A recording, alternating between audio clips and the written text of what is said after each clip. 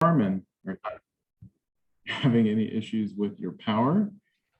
If you heard that, this meeting is being recorded. Yep. And Radhika, can you also see if the interpretation is working? Yeah, I think it is. Okay. Great. Well, everyone, my name is Kisprisha, and I am a facilitator with Burke Consulting. And this evening is the scoping meeting for Snohomish County's 2024 Comprehensive Plan Update. Hopefully you can see the slides as well. Before we get into presentations for this evening, I'm going to start with a welcome from Snohomish County staff and also welcome to participants. So I'm actually going to stop sharing my screen just momentarily. And I'm going to call on county staff one at a time just to share their video and give a wave so that we know who's on video with us this evening. And so first up, I have David Killingstad. Hello, good evening. I'm David Killingstad. I am Snohomish County Planning Development Services Long Range Planning Manager. Thanks, David. Then I have Frank Slusser. Hi, I'm Frank Slusser. I am a senior planner with Snohomish County, and I'm here tonight. I'm lead on the project, and in particular on the development of the land use alternatives and the policy review as part of the 2024 update. And I'm happy to be here tonight. Thanks, Frank. Turn it over to Sarah Titcomb. Hi, I'm Sarah. I'm a principal planner with PDS and here as one of the leads for public participation in the SEPA process for the overall comprehensive plan update. Thanks. Thanks, Sarah. Eileen Canola. Hello, I'm Eileen Canola. I'm also with Snohomish County Planning and Development Services, and I am the lead on the visioning process for the 2024 update. Thanks, Eileen. Then Jacob Lambert. Good evening, Jacob. I'm the communications specialist for Planning and Development Services. I support a variety of projects, including the comprehensive plan update in a communications capacity. Thanks for coming. Thanks, Jacob. Carol Olfs. Hi, I'm Carol Olfs. I'm a principal park planner at the Snohomish County Parks and Recreation Division. Thanks, Carol. And then Jay Larson.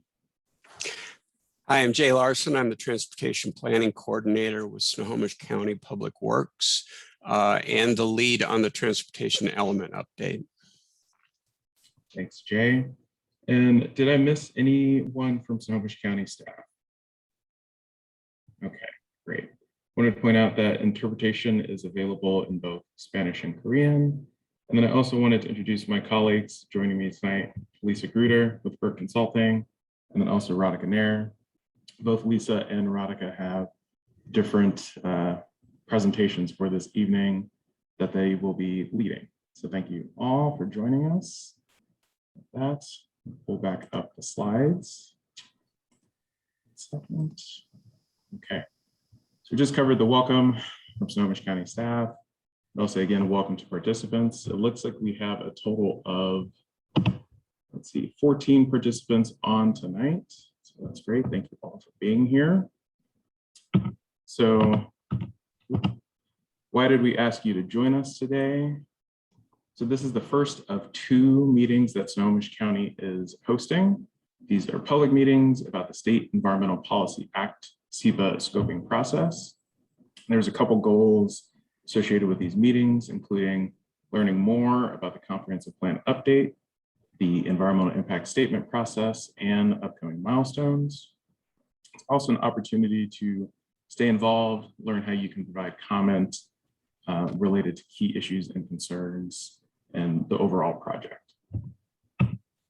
For today's conversation, again, there's an opportunity to learn about the 2024 Comprehensive Plan Update, the EIS process and alternatives, to discuss different EIS topics and share your vision for the future of the county, and also an opportunity for Q&A with Snohomish County staff.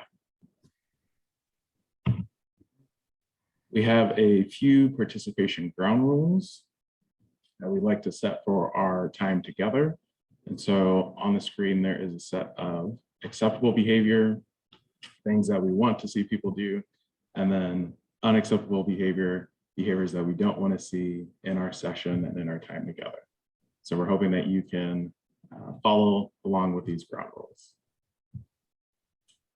I also have a set of technical ground rules, which I will really consider to be reminders. And so the first is, if there's any technical difficulties throughout this conversation, you can send me an email directly, or you can send me a chat, and I'll try to get back to you as soon as I can during this meeting. Speaking of the chat feature will be visible to the hosts and the panelists. We are asking, though, that you use the chat only for technical questions. And then if there's content questions, that you use the Q&A feature to submit those questions during the session. Okay. And then the last thing I wanted to note is all information entered in the chat and the Q&A will be part of public record and will be shared as part of the public meeting summary from this evening's meeting. And with that, I'm seeing that there's something in the chat. Okay, looks like Arthur Lee from Surface Water Management joined late. Hi, Arthur. Just double checking. So we also have Matt Siddons, Chuck Peterson, Scott Smith, Terry Strandberg, and Nathan Howard. We're not presenters, but they do live in the county. So with that, we move us forward to the next part of this agenda, which is actually a pause for polling. So I'm going to stop sharing and pass things off to Radhika. Great, thanks, Kez.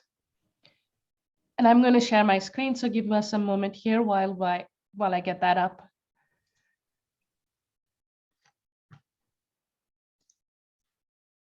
And we'll be using Mentimeter to do our polling today. And just to get us all started and comfortable with Mentimeter, we'll be starting with a test question. Can you see my screen, and can you see how to engage in the meeting? Can some of the panelists give me a verbal cue, please? Yes. Great. So we recommend that you use a smartphone to do this polling, and this is a test question. And you can also join at menti.com from your computer. And the code is about the slide, and it will be on every slide. It's 29083250. And with that, I think I'll start with my first question, which is, what is one thing you can see from where you're sitting? I know it's been a windy and dark fall day, but I'm hopeful that you saw something interesting that you'd like to share with the group. So feel free to put that in, and we'd like to hear from you.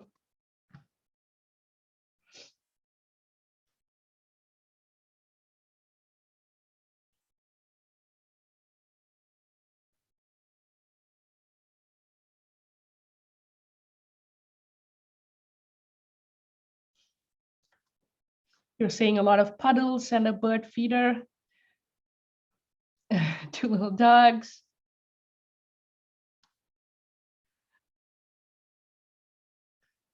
Great, we do have some attentive attendees. They're seeing this presentation, which is great.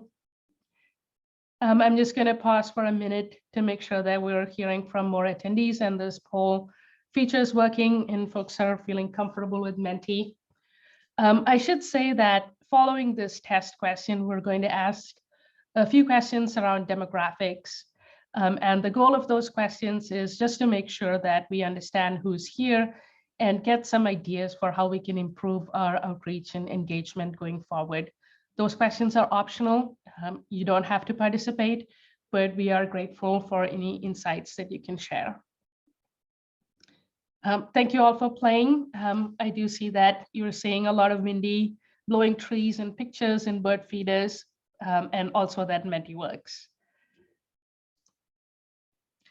If you can share your home zip code, we'd really appreciate that. We want to make sure that we reach as many people across the county as possible.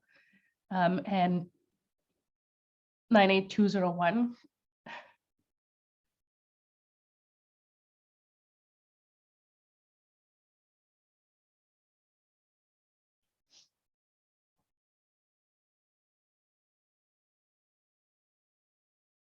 Great, we have about 6 attendees who participated.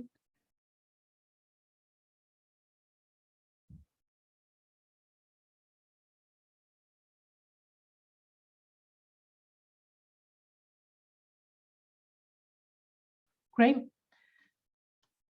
I'll pause a moment just if someone else wants to give it a go.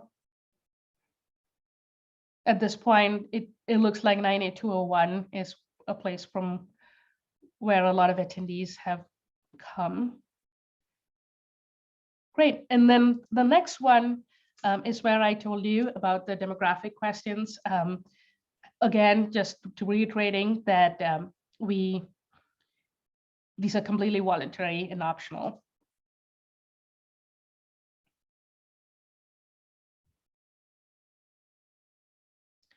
With that, I'll pass it on to Kiz and stop sharing. Thanks, Radhika, and thanks everyone for participating in the Menti polls. Those are really fun to do. The next part of our agenda is an overview of the 2024 Comprehensive Plan Update, which, David, I'm going to pass it to you to lead. Just pull up those slides for you.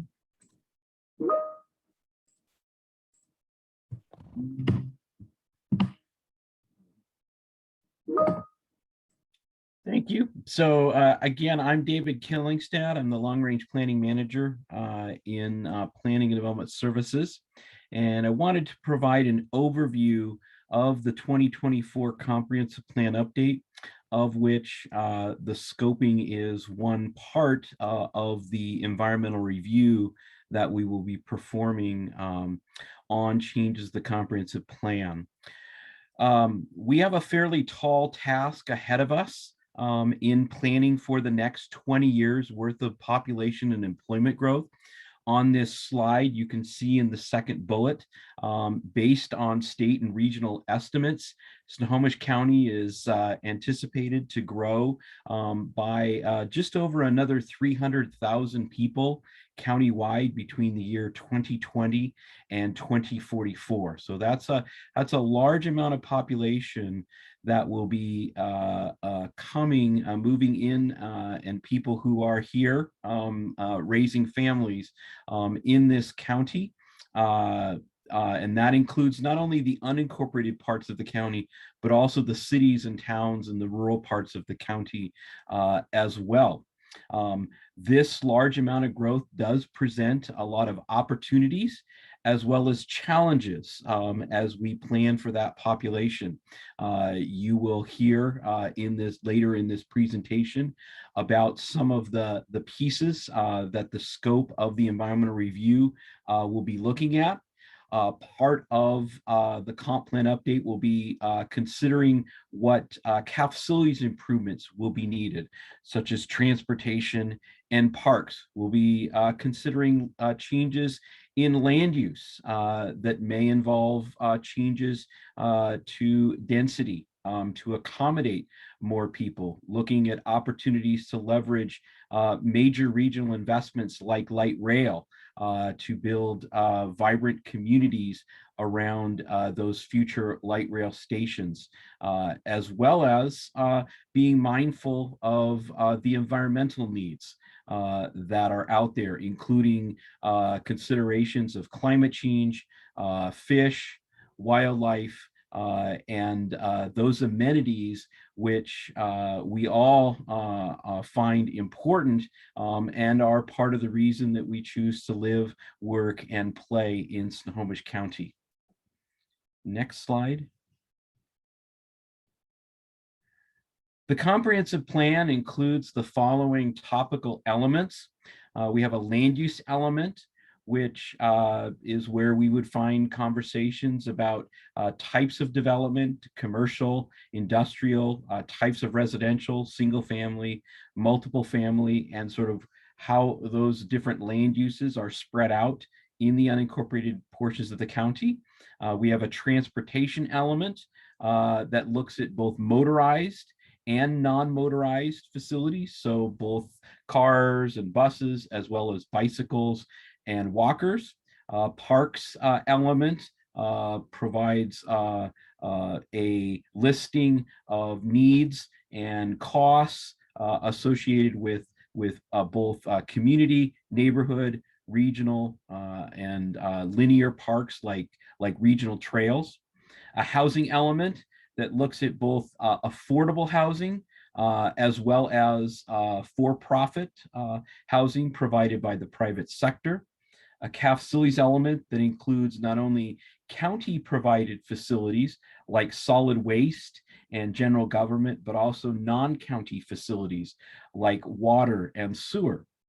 The natural environment element covers fish, wildlife, as well as protection of critical areas, which includes things like streams, wetlands, and steep slopes. An economic development element that includes things like opportunities to grow employment, retain existing small businesses, expanding tourism opportunities within the county. And then there are other county-wide topics that are covered in the comprehensive plan, including interjurisdictional coordination. So coordination amongst the county and the cities and towns, coordination amongst various agencies, as well as policies that guide annexation or the transition of lands from county jurisdiction into city jurisdiction.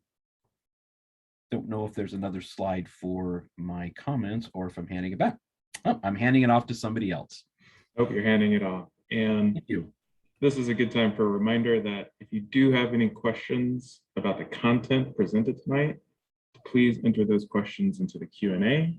If you have any questions about just Zoom troubles, you can enter those into the chat. So with that, we're going to pass things to Lisa Gruder to talk about the EIS process and milestones. Thank you, Kiz. I'm Lisa Gruder with Burke Consulting, and we're leading the environmental impact statement team.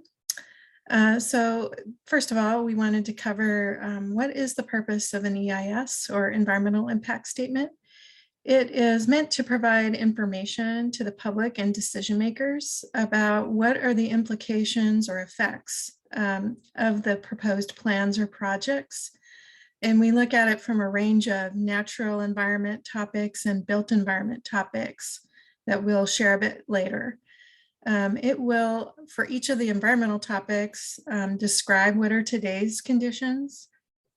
And then it will look at what are the conditions in the future if the alternatives were to be implemented. And if there are potential adverse impacts, it will also look at mitigation measures to reduce or mitigate any significant unavoidable impacts. There are several points at which the public can participate. The first is what we're doing now. It is a 30-day scoping period up front, and we'll talk later in the presentation about how you can make a scoping comment. During the after the publication of the draft EIS, there will be another comment period, which is a minimum of 30 days up to 45 days. And that's the point at which we'll share the results of the analysis with you, agencies and tribes. And you can make a comment on that document during that period of time. And then there's a final environmental impact statement that is prepared that is in response to the comments. And so there may be updates or corrections or an ideal preferred alternative that comes out of your comments on the draft EIS. So I'll walk through our schedule that kind of shows these points of input. We are here at the beginning on the left-hand side of the slide, and the top part of the bar is showing the steps of our environmental impact statement process. And then below the bar, we show how that relates to the comprehensive plan update. And so it's an integrated process. So as we are starting the scoping process for this environmental impact statement, The county has also started a visioning process for its comprehensive plan. So that's fall 2021. And some of those early points of contact or comment opportunities include scoping. The county also has a survey out on their visioning process. So those are in alignment. And you may have seen on the scoping notice, there's also a story map as well to take a look at. Then the county is going to move into setting 2044 growth targets and setting what's called a final docket. Frank will talk about that a little bit later, but these would be proposals by individuals or cities to make changes to the comprehensive plan. And then we start our work once we have alternatives defined in preparing a preliminary draft EIS. And we should have that for staff to review our work, county staff, in winter 2023. And then we will come out with the draft EIS for public comment in the summer of 2023. And as I mentioned, that's up to a 45-day comment period. Around that same time, there will be draft plan documents. And the points of review will happen then, certainly for the draft plan, and leading up to it as the county develops that draft plan, there will be community meetings. Then we will, based on the public comments, develop a preferred alternative, and there will be a final EIS issued on that in the winter or spring of 2024. And the county must complete by June 2024. So along the way, between the draft plan and the final plan, there will be a series of planning commission and county council meetings. So that's our overall process as we know it now. So maybe we can go to the next slide. So the county issued a scoping notice asking for comments during this 30 days that started November 1st. And it will go through the end of the month. And we've preliminarily identified the topics that the EIS would cover. So those include natural systems that would be like earth and geologic hazards, water resources that would include streams or groundwater, plants and animals. And then we're also taking a look at air quality and greenhouse gas. We're also reviewing the effect of the alternatives on land use and shorelines and the consistency of those alternatives with plans and policies. And then we'll take a look at population, housing, and employment and environmental justice, which looks at how the alternatives could affect vulnerable populations. We will review transportation, and that's all modes. That will be roads, transit, pedestrians, and bikes. We will look at parks and recreation, cultural resources, so that's historic resources and archaeological resources, and then a range of public services and utilities, including energy. So one of our questions during the scoping period is what topics should be studied in the EIS, and we'll also have a poll a little bit later on that topic. Go to the next slide. Some of the topics we're looking at really cross a number of environmental elements. And so some of those cross-cutting issues will include climate change and vulnerability. So the EIS will share some potential performance metrics that review current conditions and future alternatives. And we'll be screening those alternatives for how well they would advance or impede climate resilience. So this image here is just one of the ways in which climate could change effects could occur, and that would be flooding and sea level rise. Go to the next slide. As part of equity and environmental justice, we'll be looking at performance metrics that allow us to screen the alternatives for how well they advance or have hurdles towards equity. This map is an example of information that the State Department of Health puts out there. They look at a number of health and demographic indicators to look at who's vulnerable to hazards. This is a shot of several census tracts in Snohomish County and the areas that are sort of darker colored purple have populations that may be more vulnerable to hazards. So one of the things when we look at climate change and potential vulnerability of populations, we consider the exposure to climate change. We consider how sensitive the land or the people that live there would be to a climate stress, and then the capacity of the population or the place to adapt. So some of the things that we would be looking at include sea level rise, flooding, heat and smoke, and then sensitivity of the population could include those that are older than 64 or younger than 5. They tend to have more vulnerability to stressors or pre-existing health conditions.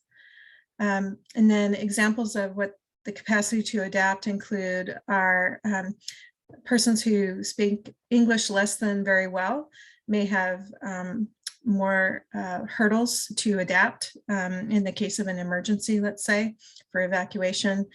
And so we would look at that, as well as housing condition, tree canopy, green space, access to transit. Those are examples of capacity to adapt. So we have on the right there just early information, and one of those indicators of vulnerability, linguistic isolation.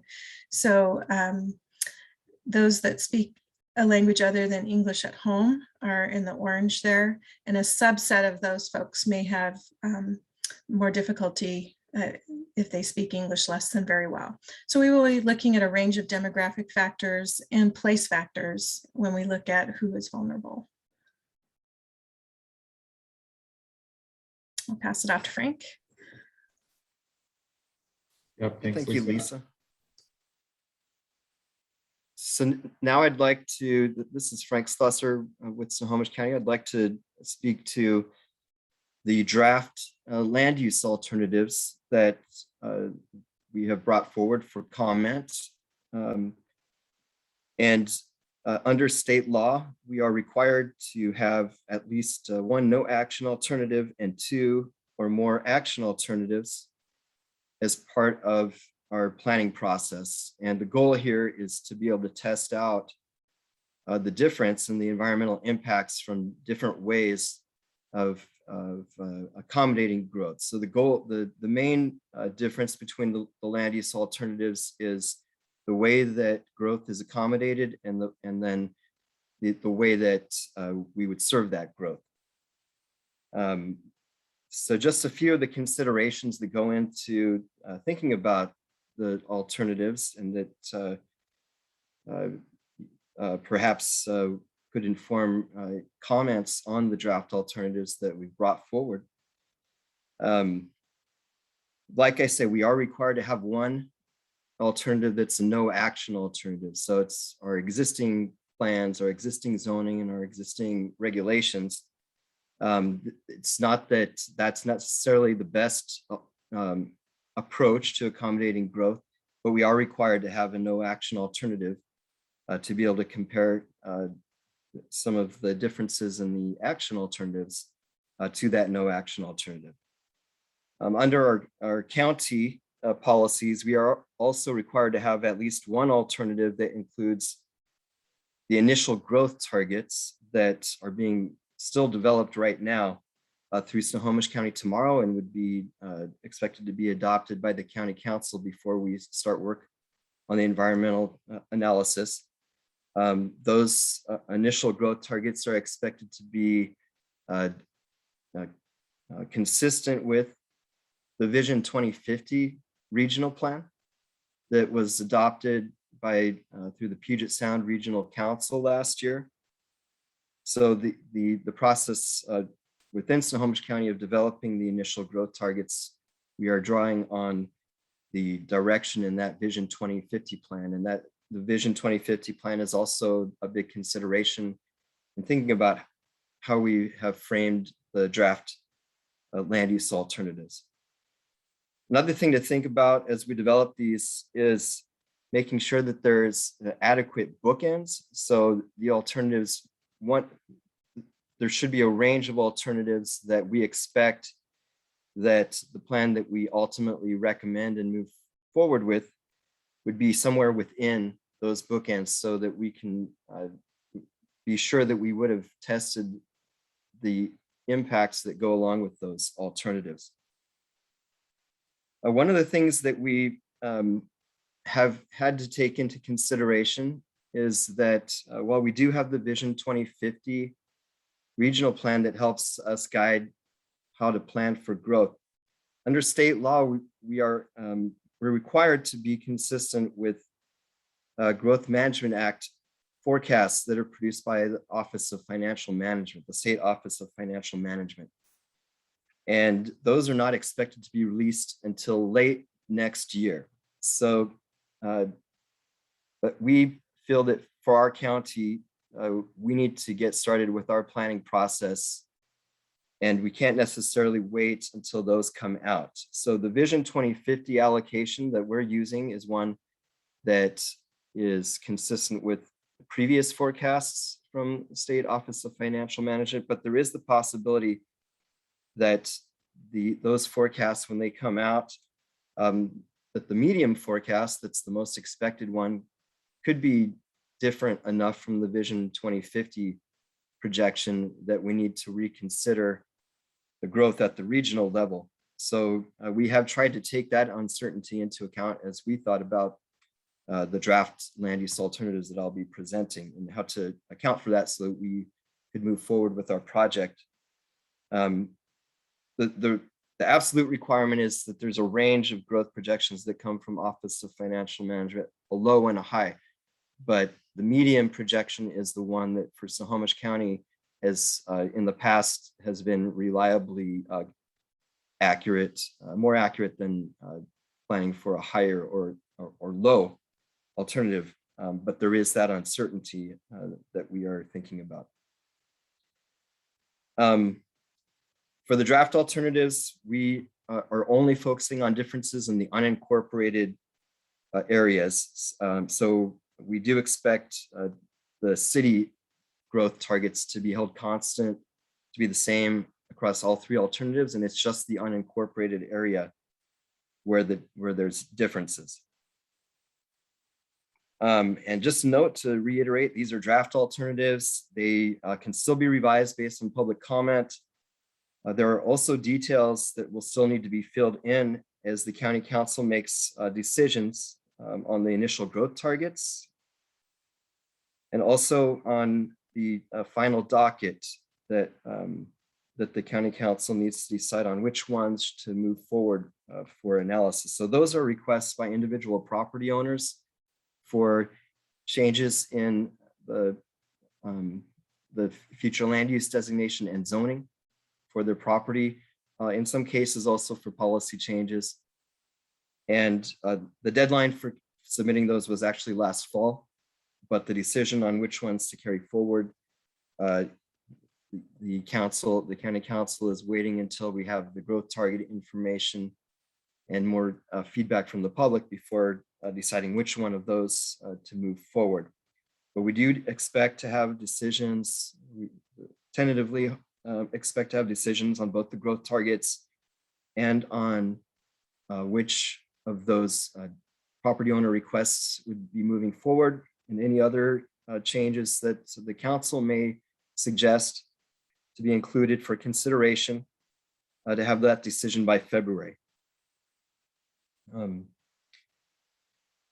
And after that, we will finalize the scoping report, which will include a summary of the comments received from the public and the decisions that went into finalizing the alternatives that we will be studying for the environmental impact statement. At this point, the land use alternatives are only in a narrative form.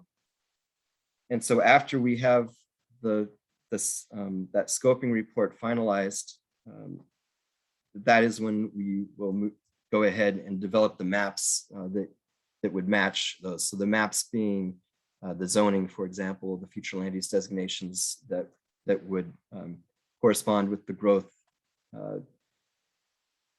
alternatives that that we're presenting right now, and however they are revised based on public comment. So with that, I'd like to go through. Frank, I'm actually going to pause you there. So Okay. there's a question from Scott Smith, who is asking, are the high, medium, low growth projections applied to the county as a whole or selectively to a region, i.e. high in the southwest corner, but low in the northeast? Would you like to answer that now or roll through your slides first? I'll go ahead and answer it. So under state law, the Office of Financial Management provides a high, medium, and low forecast for the county as a whole. We can plan anywhere within that. If you were reading ahead, we've presented high, medium, and low alternatives that are for the county, and there are specific differences in how that growth would be accommodated across the different parts of the county, and I can talk about that in a moment. So both under state law and under what the draft alternatives that we're proposing, there are variations in how that growth can be accommodated in different areas. But the growth targets that are being considered by the county council, or will be right now going through Snohomish County tomorrow, are going to specify how much growth would be expected in different areas. And then the growth alternatives that we are presenting would make small variations in the unincorporated portion of that only. So with that, let's move forward with the next slide. So I'm going to go through the three draft alternatives that we're presenting tonight. The first one here is a distribution of our existing population as of 2020 to help give you a base line for comparison as we look at the alternatives, and the alternatives will show the different areas of the county where we would expect more growth to occur. Next slide, please. So this is alternative one. This is our no action alternative, and this would correspond to our adopted Growth Management Act plans. And under this alternative, we would not include amendments to the comprehensive plan, future land use map, the zoning, or the regulations. And as a result, we would expect that we would not have enough capacity in the unincorporated area to accommodate our growth targets, which results in a lower growth total for the county as a whole.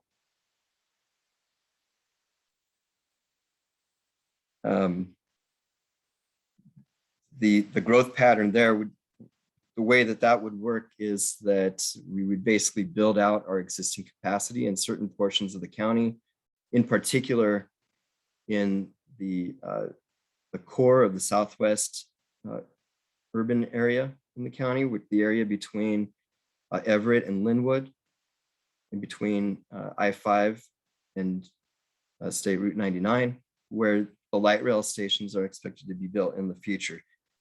So that's an area where we expect that our growth targets are going to exceed our existing land use capacity fairly dramatically.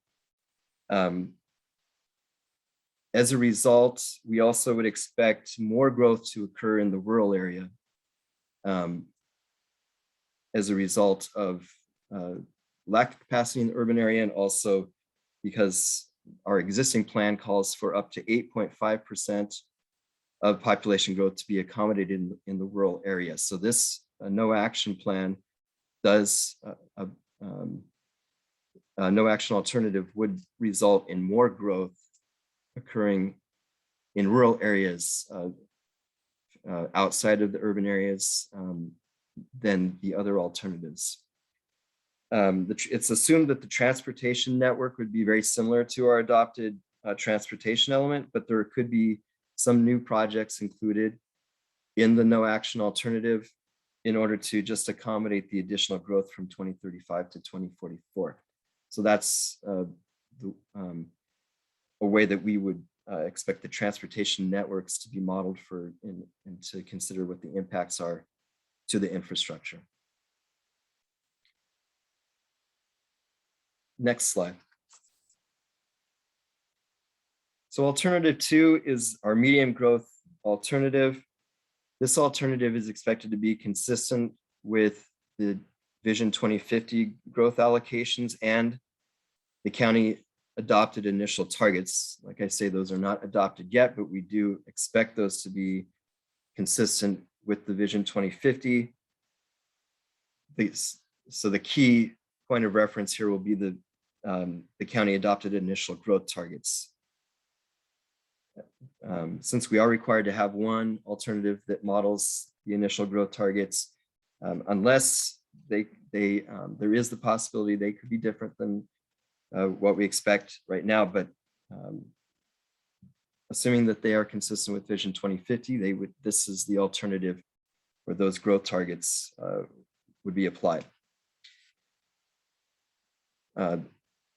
With this alternative, we would expect to accommodate as much growth as possible in the core of the Southwest urban area. Like I described, that's the area around the future light rail stations between Everett and Linwood and near I-5 and State Route 99.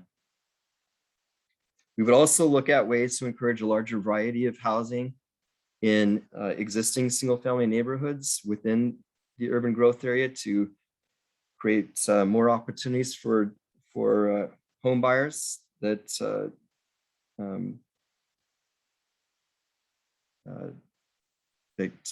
may find first-time home buyers, for example, that may find that it's difficult to afford traditional single-family housing, but a single-family type of housing that is small lots or that is attached may be something that is attractive and also helps us accommodate growth in a way that emphasizes areas with existing infrastructure. It could also be the opportunity to redesignate some areas for higher zoning that allows medium densities like townhouses and that type of development within the high capacity transit communities, the areas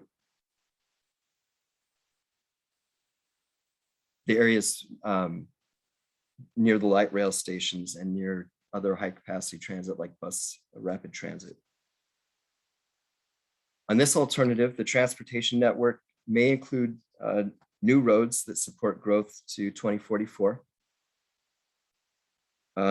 Relying on a multimodal approach, including projects that support improved transit and freight mobility, and also bike and pedestrian improvements in the Southwest area near the light rail stations and near high capacity transit.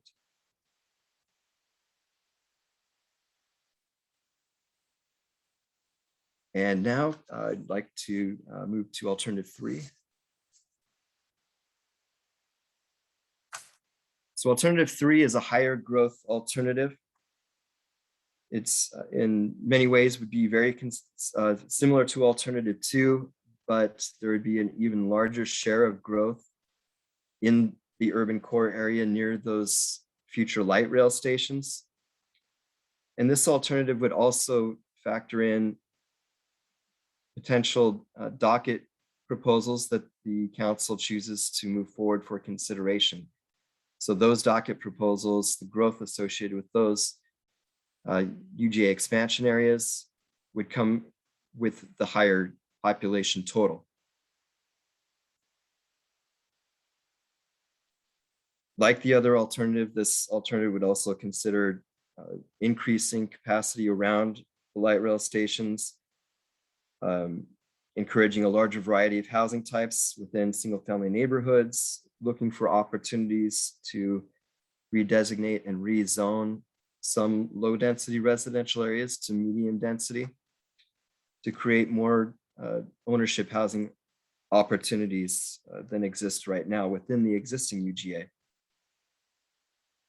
This alternative would include a lower rural area target than alternative 1, the no action alternative, but would be 4.5% of the total county population growth.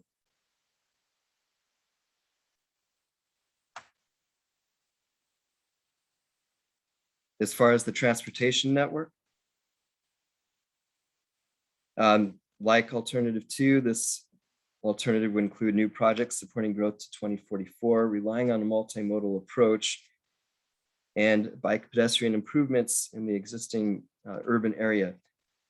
This alternative would also include extension of the road networks to serve areas that are being considered for UGA expansions as well.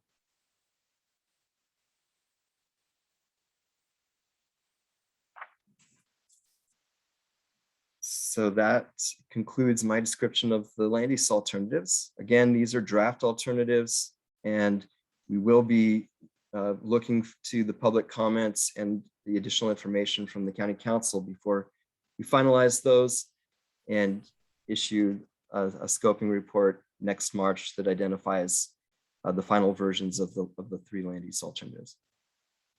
Thank you. Great. Thanks, Frank.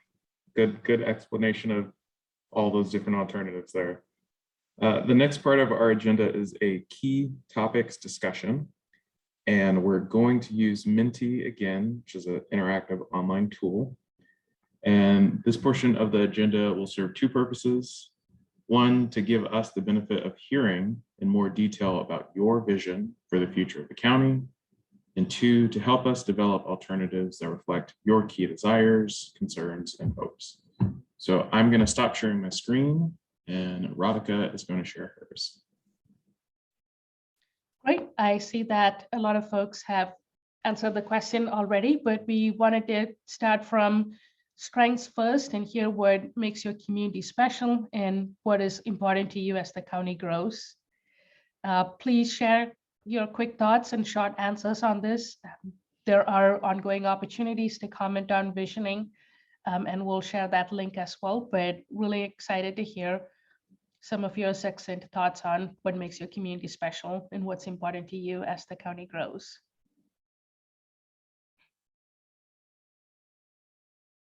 We've put a link to the Menti in the chat. You can use your smartphone or your computer to participate. You just need to enter the code that's on top of the screen, 2908-3250 to participate. We have 2 attendees who've participated.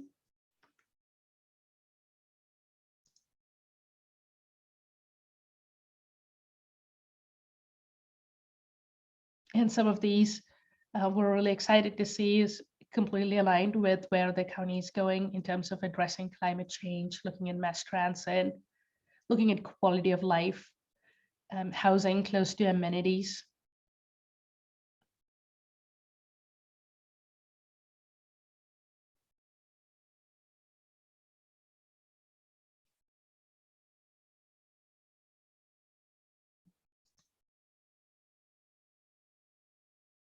I know we have 5 attendees who've participated, and pausing for a minute for some more responses to come in.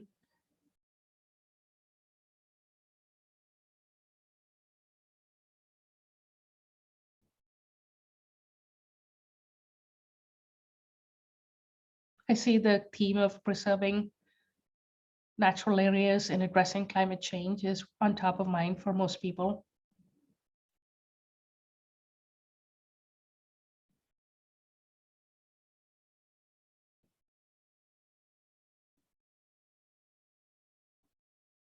Great, thanks for sharing your thoughts there. We'll move on to the next question.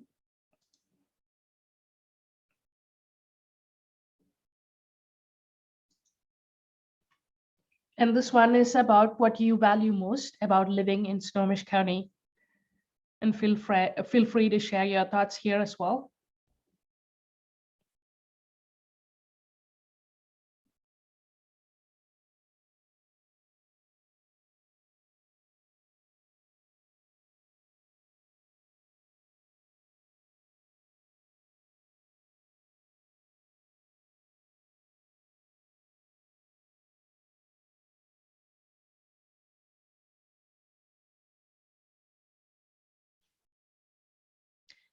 Kathy, I see that you've raised your hand. Do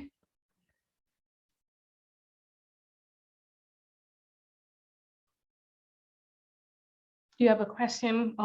Can you see if Kathy has a question? Yeah, I can see her hand is raised. Let's do.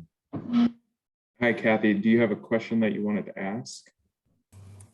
I don't know if you can hear me. Can you hear me? We can. Okay. Wow. I'm texting with all my relatives and we're all watching this.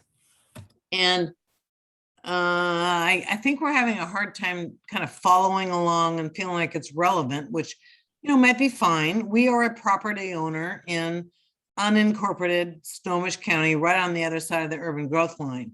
So we're very interested in hearing about what's going to happen to our land.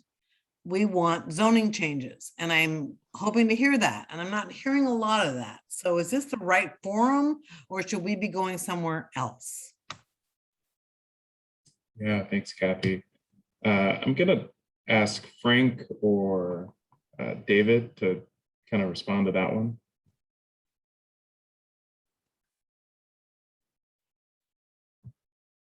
Sure, I'll respond. So when I presented the alternatives, I described in that there is a goal to accommodate as much of the growth as possible within the existing urban area.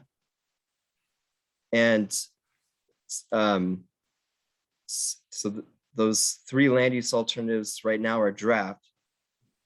And the scoping period, so you have the opportunity here tonight to comment and to ask questions, but you have throughout the rest of November to also submit comments using our website.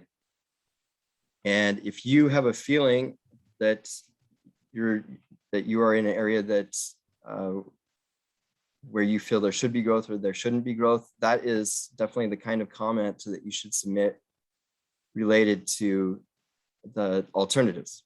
So out of those three alternatives that I identified, alternative 3 is one that does anticipate zoning changes that are outside of the UGA potentially, but it's based largely on requests that property owners submitted as part of the docket process. The deadline for that was last October. Which we did, by the way, Frank. Okay, so for your property, then this is a good opportunity for you to reinforce your either your support or your opposition to your own or neighbors' docket proposals, but also keeping in mind that there's a process that's going to go through the county council, that they'll be reconsidering the recommendations on those docket proposals that the initial review was presented to council last spring, but we are coming back to council with the review, given additional information regarding the growth targets and regarding the capacity analysis from the buildable lands report and other new information. And that is going to council in December. And then we expect council will make a decision in sometime between January and February 2022 about which ones to move forward for the analysis. So out of these, let me interrupt you just for Sure. a second. Okay, I heard you say that and I wrote it down. And I know we were supposed to be on the docket in October and it was canceled. So it's now moved out a little later. All that I get. But okay, so Snohomish makes a decision. What about Inslee and his crew? Can they override you? Because I hear they want to keep all urban growth along the I-5 corridor. Kathy, I realize that there's Q&A that you want to have right now, but can we please hold the Q&A till we get to the agenda, and then there'll be more time and we have a healthy. Absolutely. I don't mean to interrupt your agenda. Thanks very much.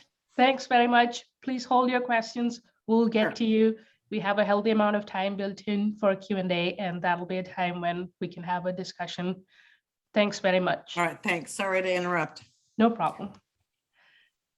So just getting back to our key topics discussion here, I was asking what you value most about living in Snohomish County, and some of what we are hearing right now is around access, around housing, environment, jobs. I'm really pleased to see the beauty of the county come up and the outdoors and people as well. So thanks for sharing that, and we'll move on to the next question. And what is your most pressing concern as the county thinks through the comprehensive plan update and develops alternatives that can address both your desires as well as your concerns? Please share your most pressing concern.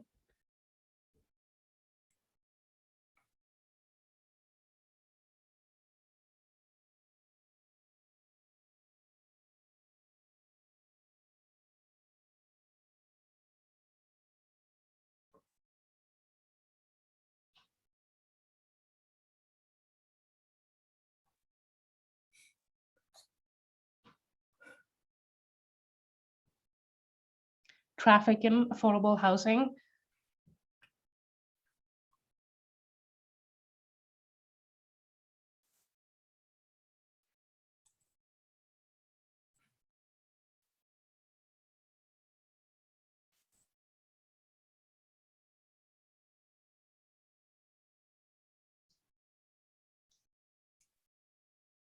We are seeing housing as a pretty consistent theme, and that makes sense in a growing region and county.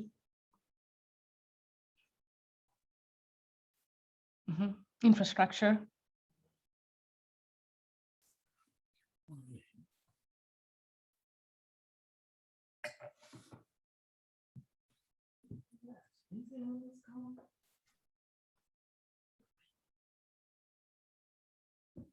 I'm going to pause a moment for a few more responses to come in.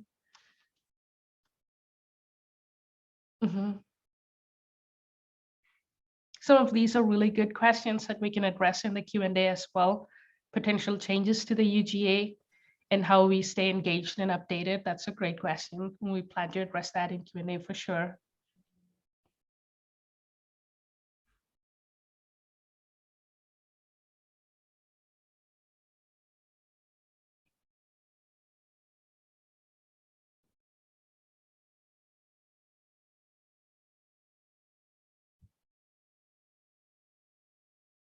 If more things come up, feel free to share in the chat. And we also put a link in the chat for more comments or scoping comments or other thoughts that come to you after this meeting, which may have seeded some thoughts. I'll move on now. And here we want to hear from you about what the 3 most important EIS topics are. And as Lisa mentioned, the EIS will help us test alternatives and understand what the environmental implications and trade-offs of different growth alternatives might be.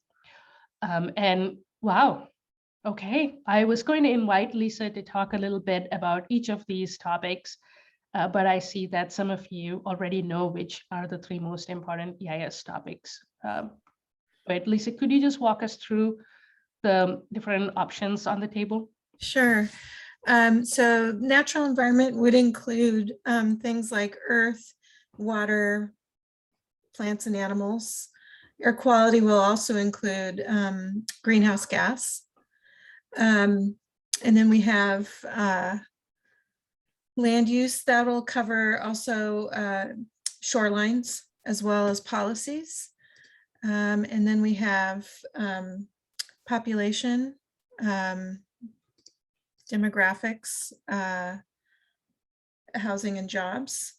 That will also get into environmental justice. Parks and recreation, public services will include things like police, fire, schools.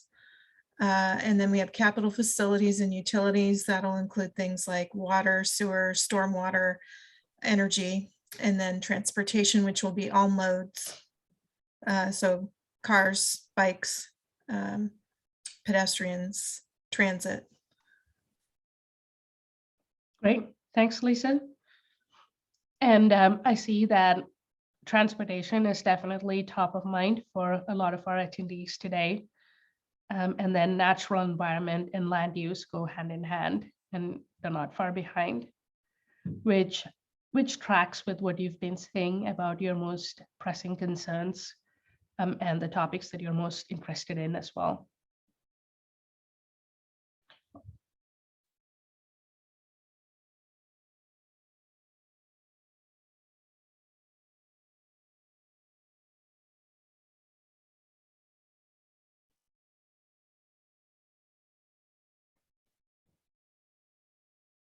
it looks like the natural environment, land use, and transportation are tied at this point for, oh, okay.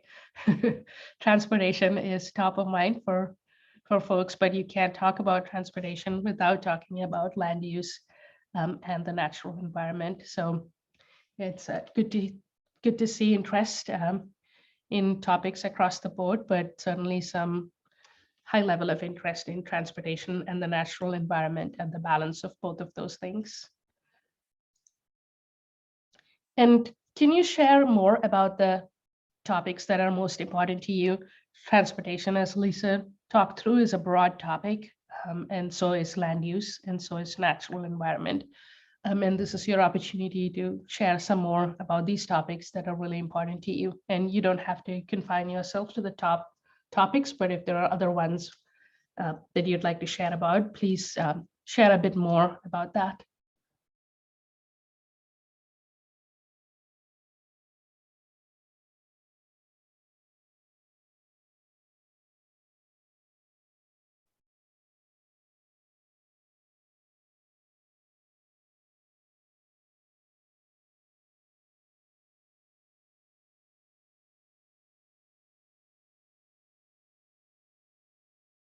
Are there concerns or ideas within transportation that you'd like the alternatives to test? Is there a specific aspect of natural environment that is really important to you?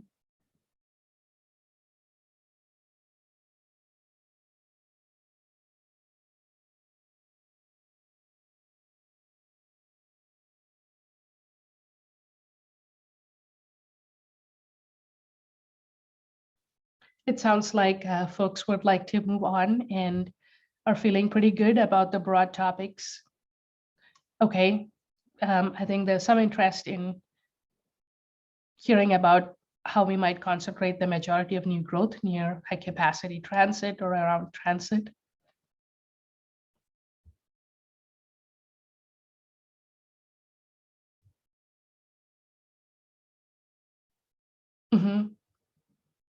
There's more interest in natural habitats and more connected corridors in preserving wetlands and protecting critical areas. And then in concurrency, it sounds like how transportation can support the level of growth and how capital planning can intersect with that. And there's a question about utilities, about how outside of the urban core, how the county can make sure that utilities are in line with the growth, and we'll handle that in Q&A as well.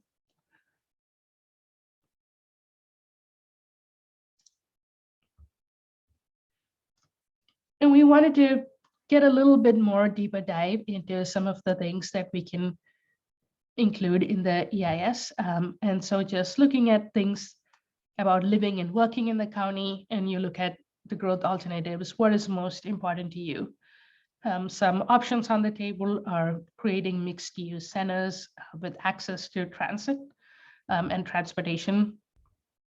There was a lot of interest in housing, so creating opportunities for housing affordable to those who work in the county is a potential topic that we can look at.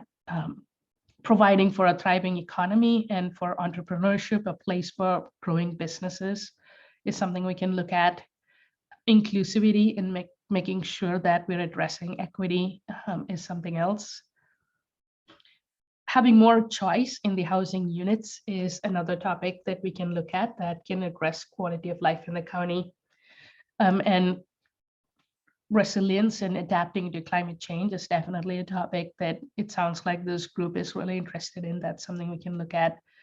Making sure that there are graceful transitions and there are buffers between different land uses and intensities. Example for housing in commercial, that's something that we can look at while we look at growth alternatives. And then some of these aspects of making sure that the investments in services is aligned with growth. Public services like parks and police and fire, that's something we can look at too. And so we're interested in hearing what is most important to you to include when looking at the alternatives. Really pleased to see that resilient community in adapting to climate change, and inclusivity are really high priorities for this group, as well as housing affordability. I'll pause a moment to allow a couple of folks to weigh in if they'd like to.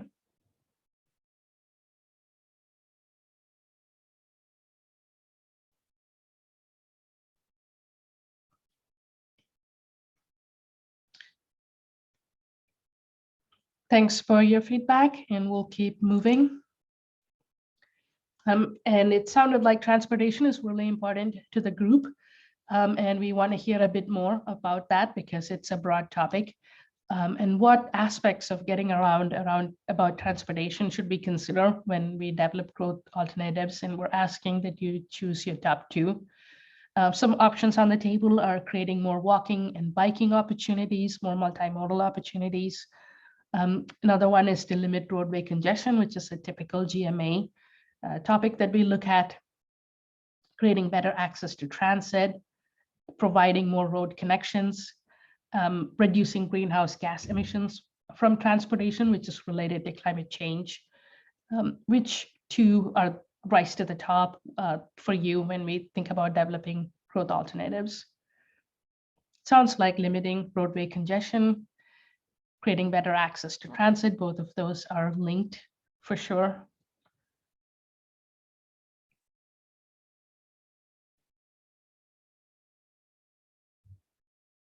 And it sounds like limiting roadway congestion and creating better access to transit, and then also creating more walking and biking opportunities rise to the top for you, which is really helpful feedback.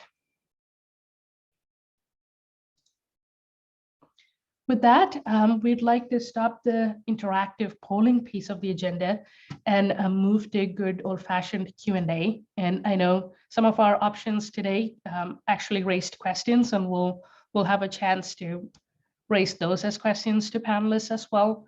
And the way we wanted the Q&A to work is we can look at questions that you have in the Q&A portion and bring that up. But I know that Kathy, you had a question already for Frank, and so we can have you start us off and ask the question that the follow-up question that you had, and I'll invite Frank or other panelists to answer that. Okay, I guess I'm back on again. I'm a property owner, and we're right on the property line, the UGA, the urban growth line. And there's been a proposal to include our property and some adjacent properties to be included in being able to change the zoning. And, you know, it's a selfish reason. It's all about we own our property. We would like to benefit in the real estate increase. It's no longer a horse community. It hasn't been since all the property to the west of us was sold into kind of a beehive community. It's really changed. So we would like to participate in that. And I'm kind of concerned that there's so much going on that is not listening to the property owners who own the property, not just the community who lives there, but the property owners.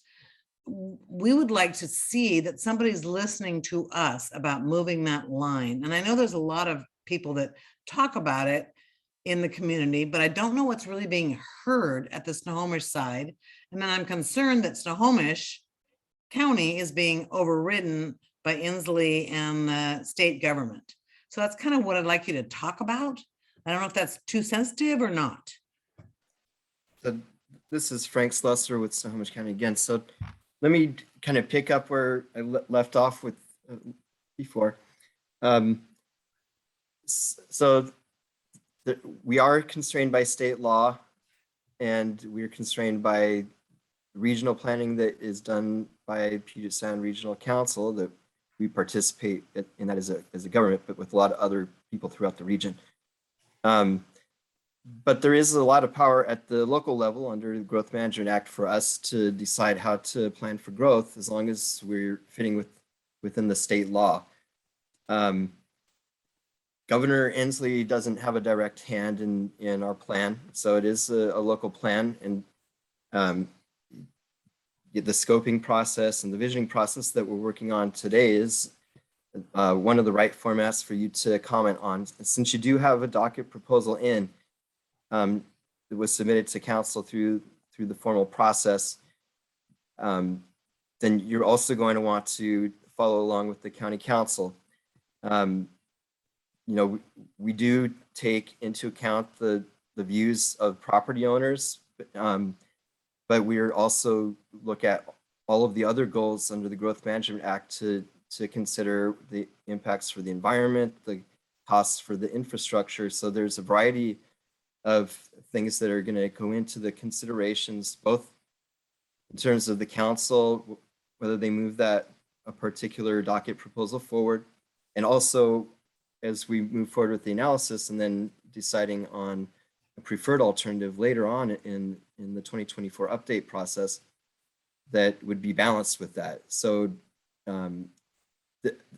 tonight and this scoping period is definitely an important opportunity for property owners to submit their comments about what their preference would be in terms of how growth should be accommodated and whether the UGA boundary should be moved or stay where it is.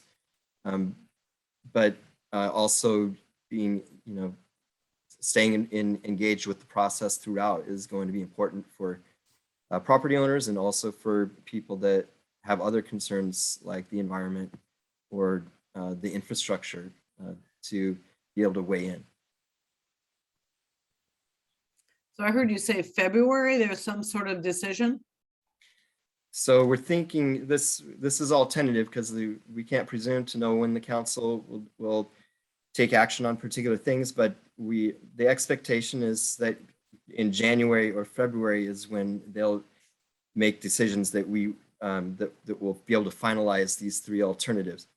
I believe that it's actually in December when we'll be going back to them to brief them on those docket proposals, and there may be some revisions to some of the recommendations on some of those. So,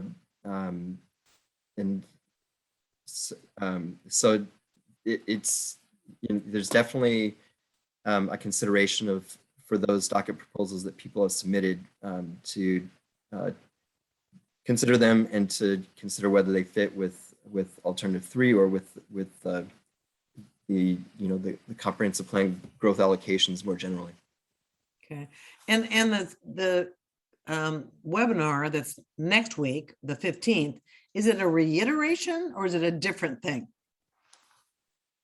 That's a reiteration. Okay. I'll speak for us. That's a reiteration of tonight. Okay, all right.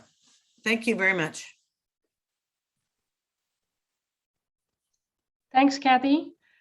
Are there any other questions that have come up for attendees? I think I see a hand up from Stephen.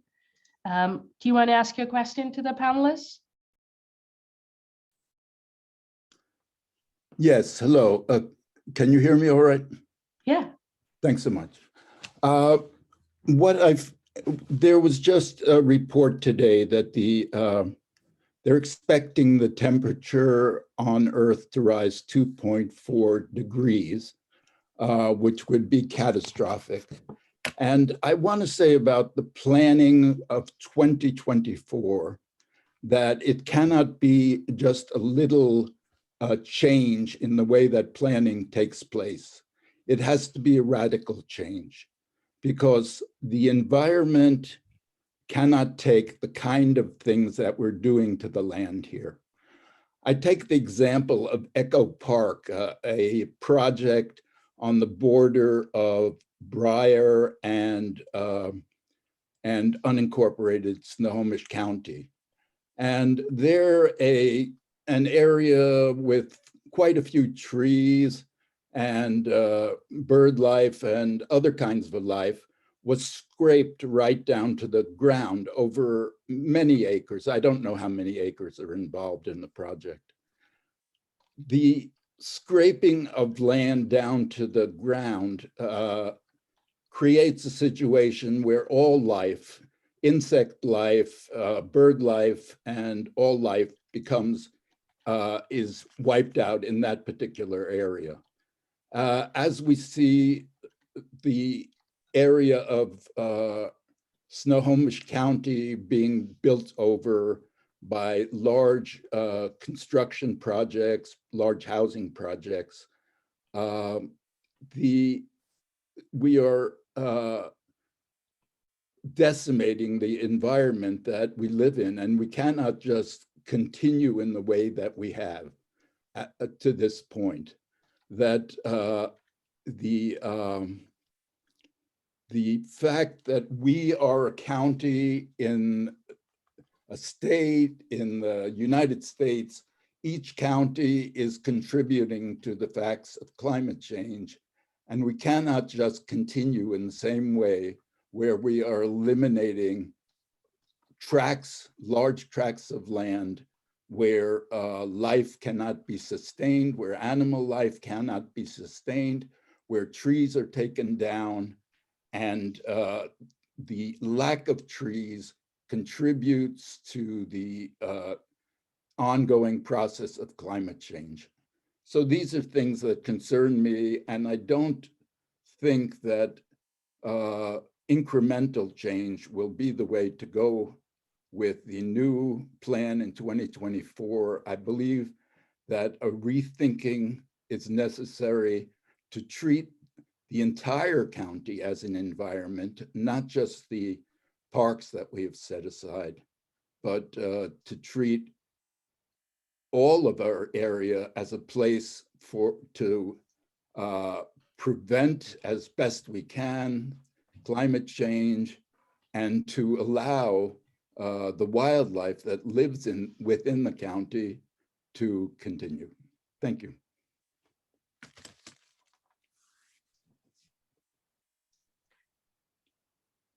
Thank you. Thank you for the comment. And we recorded it.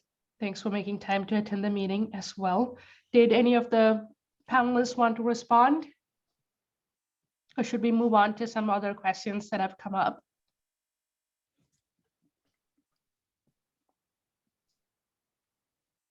I'll move on because we do have a few questions that have come up. And Grace, you have a question in chat. Would you like to voice the question, or would you like me to read the question to the panelists?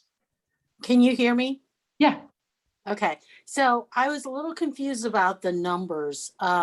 In the presentation, there was a reference to how under the no action alternative, there would still be a substantial amount of growth in the rural area. So someone could walk through that with me. And then I just want to make sure I understand of the other alternatives, which ones would allow for the greatest expansion of the UGA.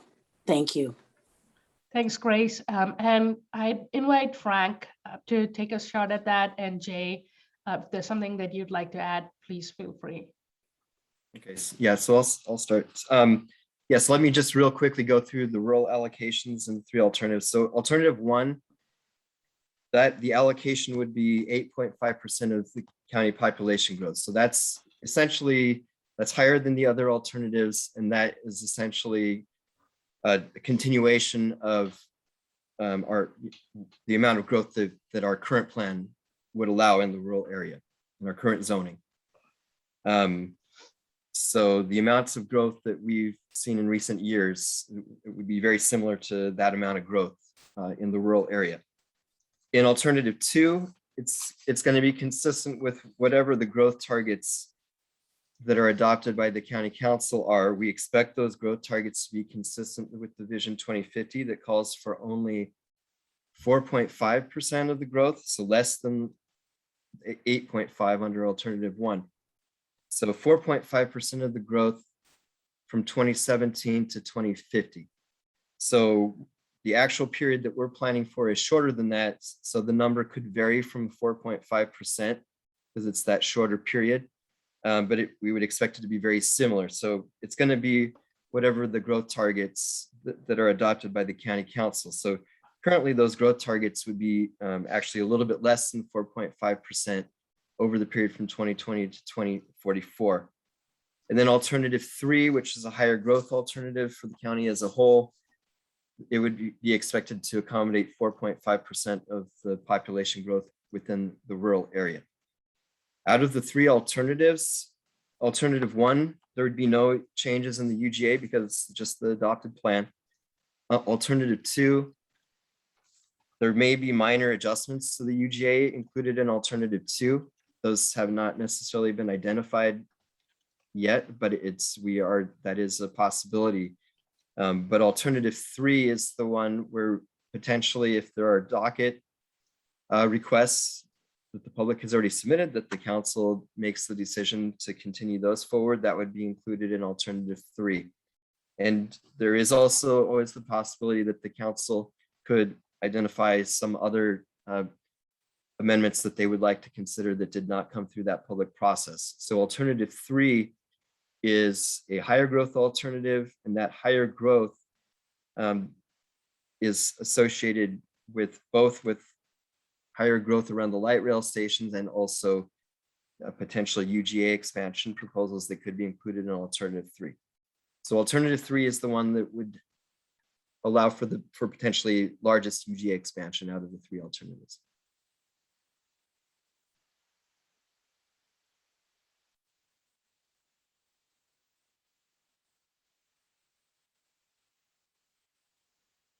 Okay. Would you like to add something, Jay? Nope, I don't need to add anything to that. That was good. Great. Thanks, Frank. Kids, I think we can stop sharing now. Thank you for doing that. And I see that Bob has a question, and I'll have you ask that, and then we can invite panelists to answer. Hello, it's Bob. Can you hear me? Yeah. Yeah, thank you for letting me participate. As a property owner, my question I have is, how do I understand the specific changes to my property and the local community around me? I see this as a county-wide discussion, which is good from the environment standpoint and all that.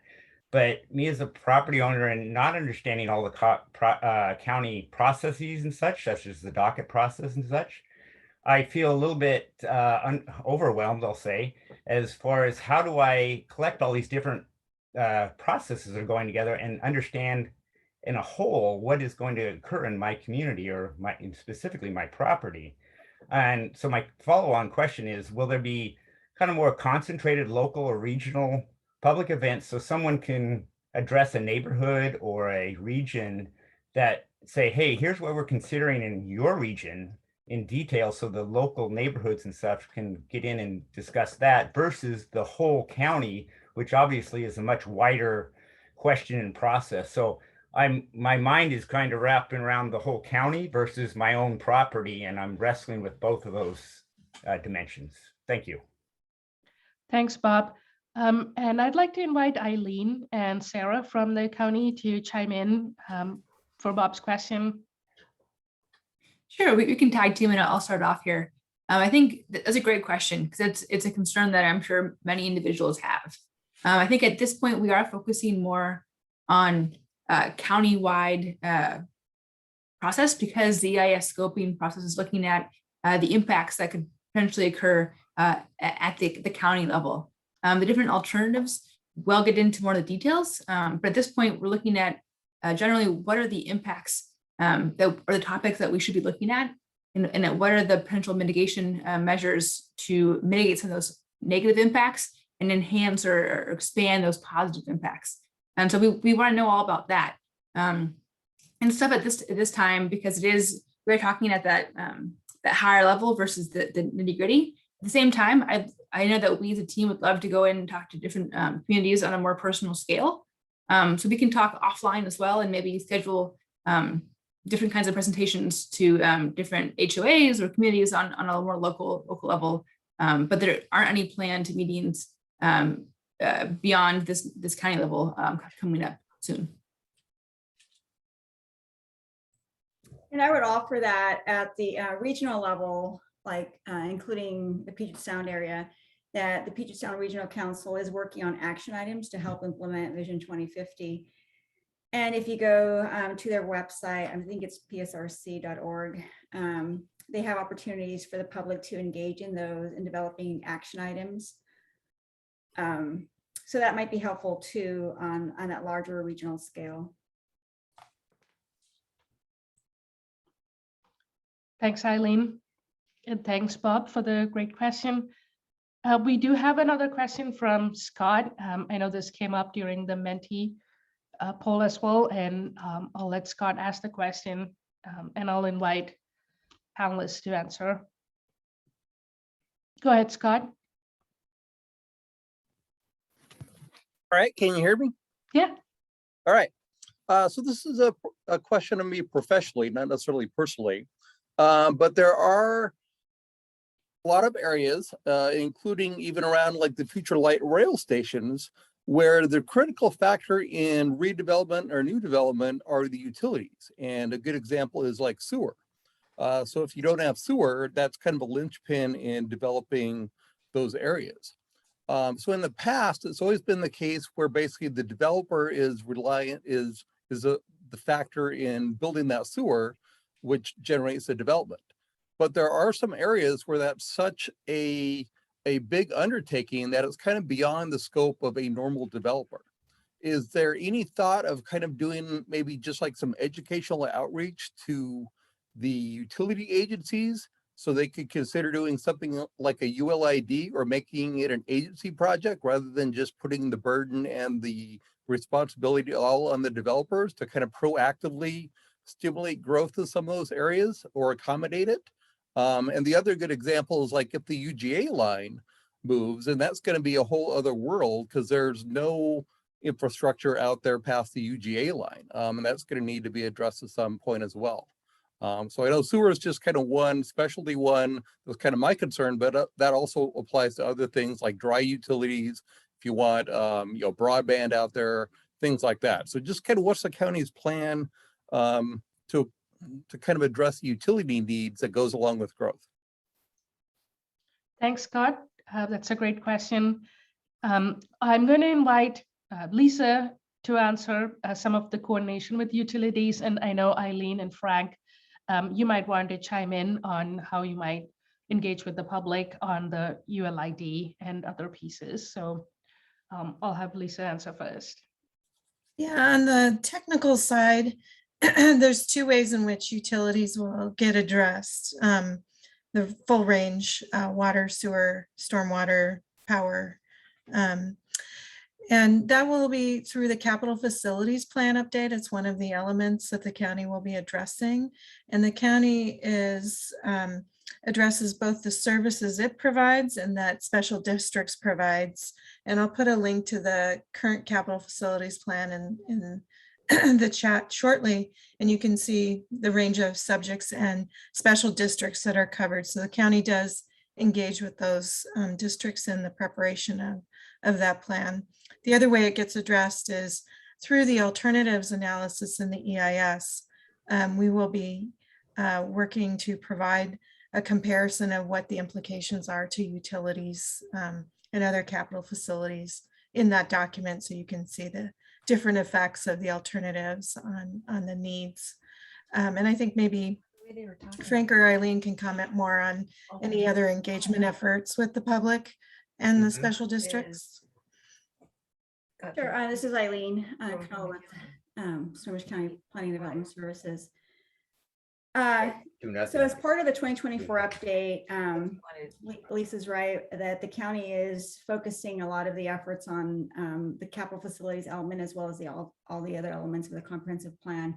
So we'll be engaging with the capital facilities providers, and specifically for the sub-area plan, for the light rail community sub-area plan, there's been specific and very focused efforts to engage the water and wastewater providers, PUD, school districts, all the service providers, non-county service providers and county, of course, service providers in the sub-area of the light rail stations to ensure that those capital facilities are in place to serve that growth that's anticipated under some of the alternatives that Frank mentioned. Another focus area that we did, the county did, is we did a Southwest Urban Growth Area study to understand what as well as other things, but to really understand how extension of services to the Southwest Urban Growth Area would look like. So again, the county engaged a lot of the utility providers and water and wastewater providers, PUD, again, the school districts, to understand the cost for expanding or for maintaining the area as is. So that study is online. I believe we have a link to it. It's called the Southwest Urban Growth Area Study, and we engaged a consultant as well to work with us. So we have that documented as well. And that went to the county council, so they're aware of that. And I am also leading the effort on updating the capital facilities element. So my work is already underway for that. So I'll be reaching out to all the service providers as well to work with them closely in that update. And another item that we did, and when PSRC was undertaking its visioning process for Vision 2050, the county facilitated 3 summits, and one of the summits was for capital facilities providers, where Alderwood, Cross Valley, school districts, PUD, solid waste and transportation services from the cities and the county came together and talked about what the forecast as the PSRC was developing Vision 2050, what the growth might look like, and how capital facilities, the necessary capital facilities would be to address that growth, particularly within high capacity transit areas. So we've definitely made some progress, and we definitely have coordinated with a lot of the service providers outside of the county, and we will continue to do so. And we do have some of those presentations available, and we'll post those online after as part of this workshop. And Frank and Jay, if you have anything to add, that'd be great.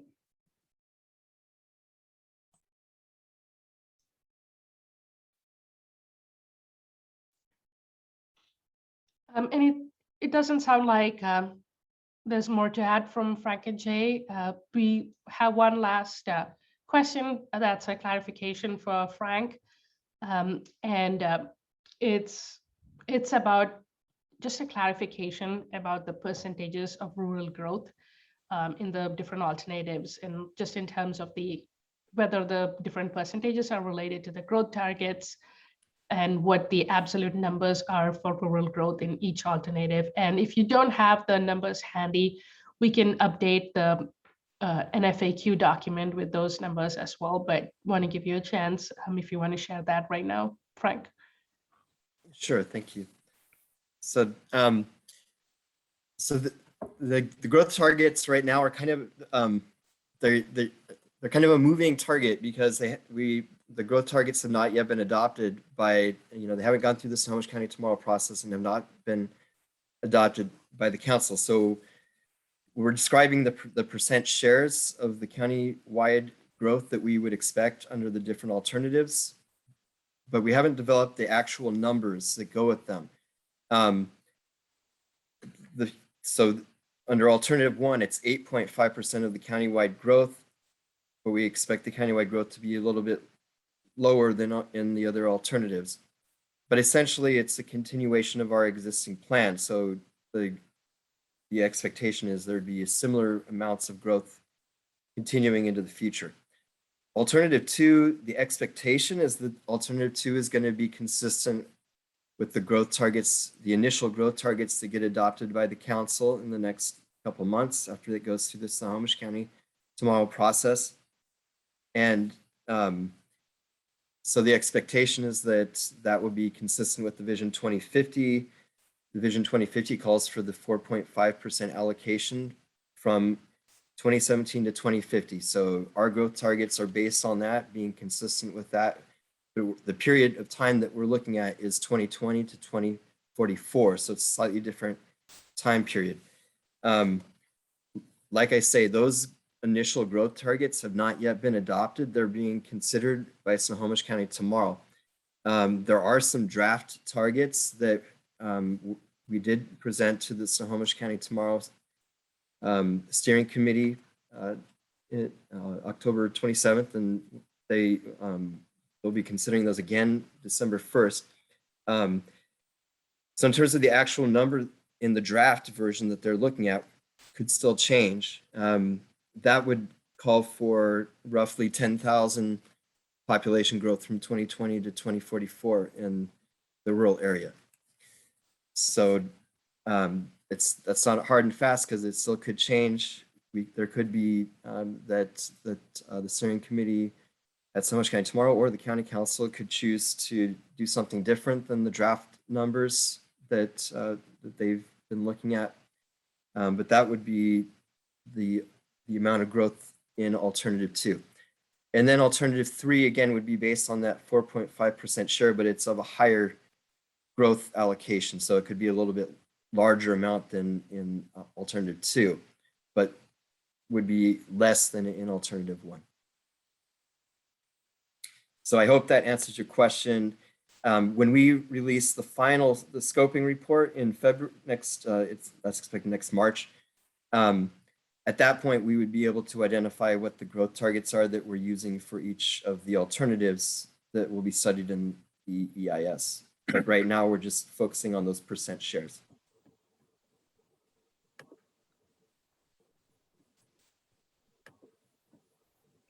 Great, thanks, Frank, and thanks for all these great questions. Now that we're at 7:37, we do have to move on, but we see this as the start of the conversation, and please keep your comments coming. There are ways to provide a comment on the county website, and if you have additional questions, feel free to reach out directly. At this point, I'd like to invite Sarah from the county to talk a bit about how to comment and how the comments will be used, and also share some additional ways to comment. Sure, thank you. And thank you all for taking part in this first EIS scoping meeting, the 2024 update to the comprehensive plan. And before we get into a discussion of the next steps in our exit poll, I'd like to share how your scoping comments will be utilized in a range of topics that comments can be geared towards. The scoping comment period began on November 1st and will close November 30th. Although it's important to note that there will be further opportunities to comment on the EIS after this period ends, like when the draft EIS is published in 2023. There are also other opportunities to comment on the update more generally, like with the concurrent visioning process that was briefly discussed today and is described in more detail within the story map. And we can put that link in the chat here shortly. So if you would like to provide a scoping comment or a visioning comment, please visit the 2024 Comprehensive Plan Update website or the story map to find links to the separate comment forms. Alternatively, you can email the project directly and put scoping or visioning comment in the email's header. And our email address is 2024update@snoco.org.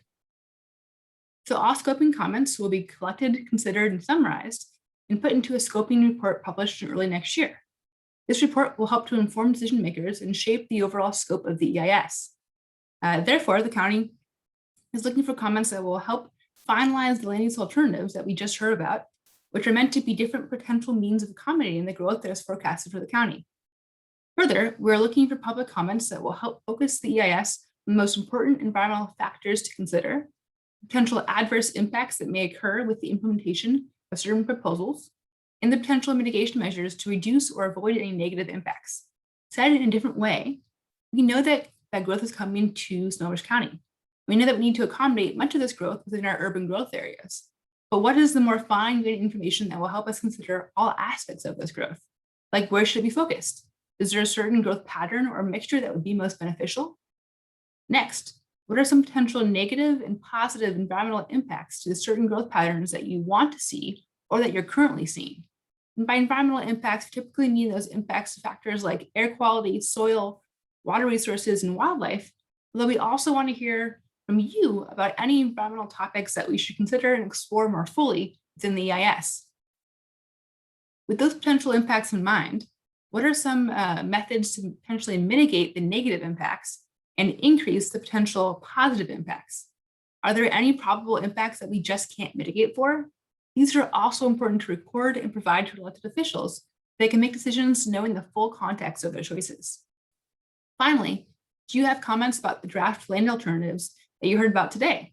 These alternatives are not set in stone, as we heard, and will not be finalized until after the public, affected tribes, and other agencies have a chance to weigh in during this comment period. The scoping comments and public engagement are essential in drafting an EIS and comprehensive plan that will benefit and consider the entire community. We want to know what's important to you, so don't worry about framing your comments in planeries or in a certain way, because it is our job to synthesize what we hear into a working document that represents both public input and the best available science, so that our elected officials can make informed decisions.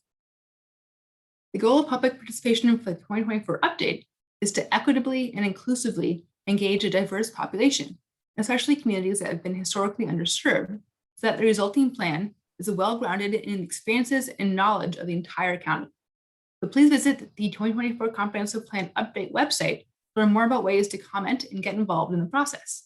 You can also ask questions of me over email, or I'm not sure if we have time today as well. Thanks.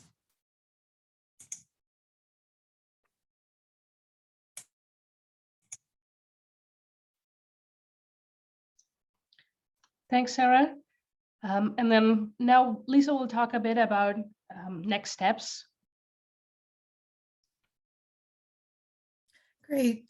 Before you give us the responses on what we can do at the next meeting, I wanted just to remind you it's on November 15th. It'll be a meeting just like this. However, if you have neighbors or friends or colleagues that you think would benefit from attending this kind of meeting, please share with them the information and they can give the same kind of input that you gave tonight. I wanted to also give you a chance to see the schedule again before Radhika has you do our final question. So we're going back to the schedule slide just to cover the next steps. And so this was covered in some of the Q&A, but just to give you a visual to go with this, we will have, after the scoping period, the county setting the growth targets and the final docket. And then by February, the alternatives would be more set, and we will be able to prepare the preliminary draft EIS, and then it will go public after that for another comment period. So just wanted to reiterate some of the dates we were talking about earlier.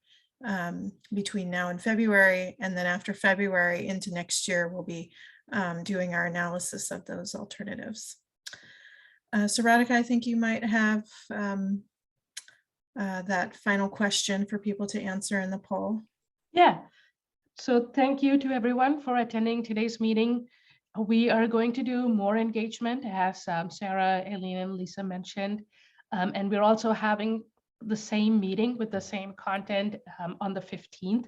So as this pilot scoping meeting, we wanted to hear from you about ways in which we can improve or what you liked about the meeting, and that's the poll that we wanted to do. So feel free to share any feedback that you might have, and as I mentioned earlier, it's completely voluntary.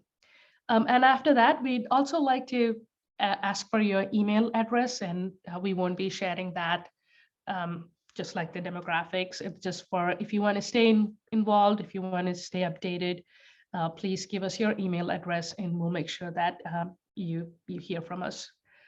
So with that, I'm going to share my screen again, and if you go to the Menti link, it will already be it'll already be there, and I see that some of you have started answering as well. I'll share my screen. Can a panelist give me a verbal cue that you're seeing the screen? Yes, we see it. Okay, thanks.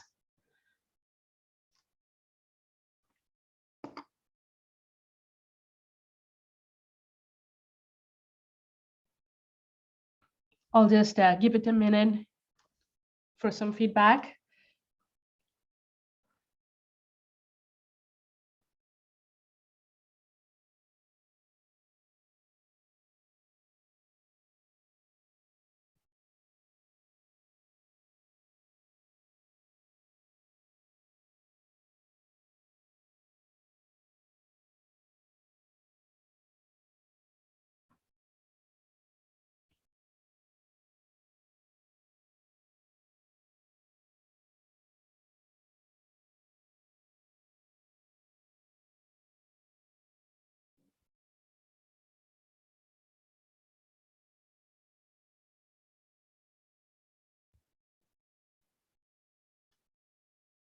Thanks, everyone. I will stop sharing, but the slide will still be up in Menti, so you will be able to give us any feedback.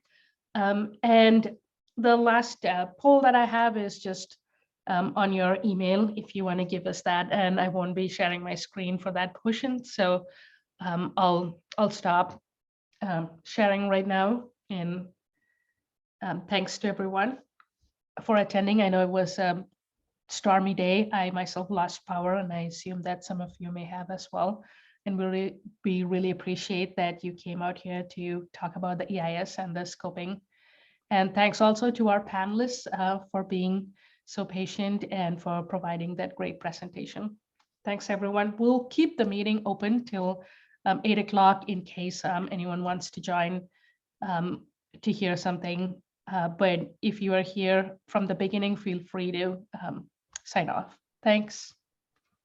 Thank you.